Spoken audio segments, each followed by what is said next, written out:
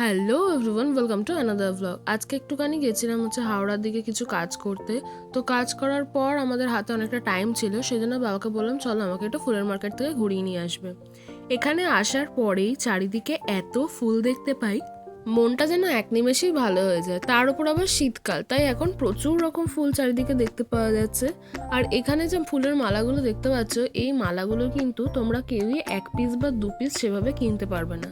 Minimum তোমাদের 5 piece নিতেই হবে, না হলে তোমাদের 10 পিস নিতে হবে। এইভাবে তোমাদের কিন্তু নিতেই হবে। তো এখানে 10 পিস মালার দাম বলছিল 150 টাকা, মানে 150 টাকা। তো 15 টাকা করে এক একটা পিস বলছিল, তার মানে কিন্তু তুমি একটা নিতে পারবে না। এটাই এখানকার সমস্যা, তোমাকে এরকম ব্রাঞ্চ ধরে নিতে হবে। মিনিমাম 5টা তো তোমাকে নিতে হবেই। এখানে সামনে যে ছোট গাদার মালাগুলো দেখতে পাচ্ছ, এই গাদার মালাগুলো কিন্তু একটার মধ্যে 20টা ছিল। তো সেটা কিন্তু 60 টাকা বলছিল।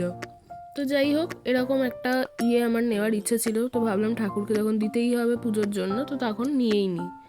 আচ্ছা, তারপরে যেহেতু এখন সামনে বসন্তকাল, কিছুদিন আগেই সরস্বতী পুজো গেছে, কি পরিমাণে পলাশ ফুল এসছে এখানে দেখো।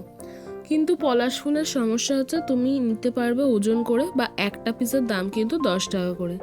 তারপরে এই যে সামনের ফুলগুলো দেখছো, এগুলোকে ঝুড়ো বলা হয়। এগুলো কিন্তু 50 টাকা করে কেজি।